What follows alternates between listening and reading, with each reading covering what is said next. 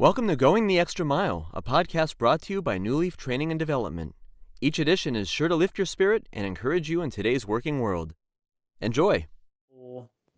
On a recent trip back to England, I took a nostalgic detour through the neighbourhood where I spent my childhood. The houses on Overhill Road looked smaller than I remembered.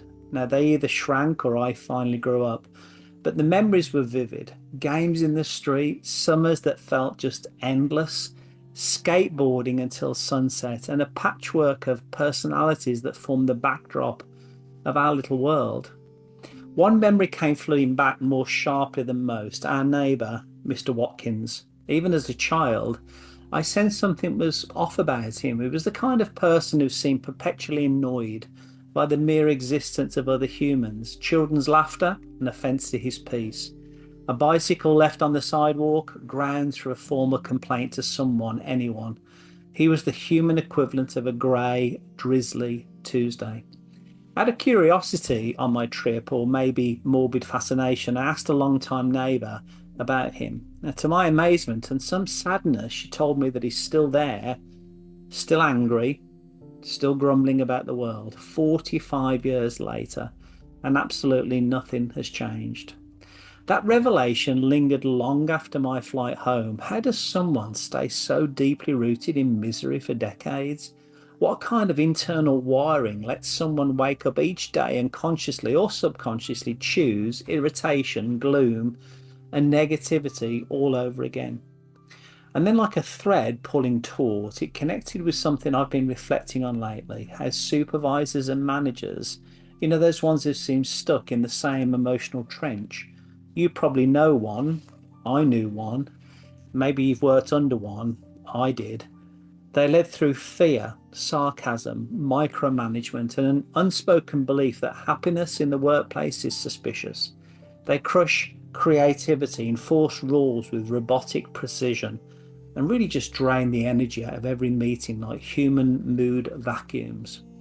Of course, not all management is like this, but the pattern is so familiar. It's though somewhere along the line, these supervisors confuse leadership with control and authority with moodiness. They became the workplace version of Mr. Watkins, predictably unhappy and convinced the problem was always someone else. Which brings me to a reflection from C.S. Lewis, an author that I greatly admire, that rings truer with each passing year. He wrote about how a habit of constant grumbling, always complaining, always blaming others, can actually begin as just a mood. You might recognise it in yourself and wish it would stop, but if left unchecked, it takes over. Eventually, there's no distinction between the person and the grumble. They merge into one, running on autopilot like a machine. Now, in another passage, Lewis offers a powerful metaphor. He says the barriers that we feel trapped behind are often of our own making, and more importantly, the lock is on the inside, and we're the ones with the key. It's a sobering reminder that the emotional traps we fall into, bitterness, control, chronic dissatisfaction, often are always imposed from the outside, and often we hold the key ourselves. We just forgot to use the key.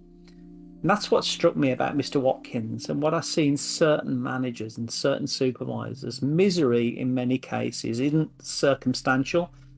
It's chosen, it's rehearsed, it's reinforced. And while disappointment, loss, or betrayal may have sparked it initially, over time it becomes a default setting. And eventually the lock isn't on the office door, it's in the way someone thinks. And as a person thinks, so are they, as the proverb says. There's something both tragic and oddly clarifying about that. Tragic because it means someone can spend an entire lifetime being miserable when they didn't have to be. Clarifying because it also means the door to change is rarely locked. We're just not always willing to reach out for the handle and turn the key. Now, in the workplace, we often underestimate the ripple effects of emotional habits. A persistently negative supervisor can stunt the growth of entire teams.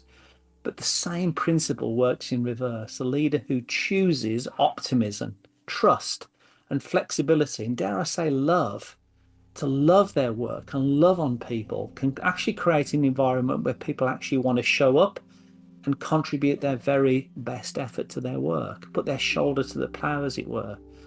And maybe that's the lesson from Mr. Watkins. Misery doesn't evaporate on its own, it grows roots. But so does its opposite, gratitude, hope, patience. And the key to either, it doesn't come with a promotion or title. It's a daily conscious choice about what kind of person we want to be. And that's really what differentiates us to animals, is that we really have free choice. We're able to choose our response to what happens to us and around us. And after all, the lock is on the inside. I pray, if I could use that word, for all supervisors and all managers that have explicit formal authority to choose a better tomorrow. Their tomorrow doesn't have to be the same as their past, because they've got freedom to choose in the present. And dare I say, I pray the same for Mr. Watkins as well, that while he's got breath in his body, that he may choose to see a different tomorrow. I hope you found that short story useful, and if you did, feel free to rate, review, and share this podcast. We'll be back next week with another episode, and we also invite you to check out our other weekly podcast, Take 5, an inspiring interview with a leader worth listening to. Bye for now.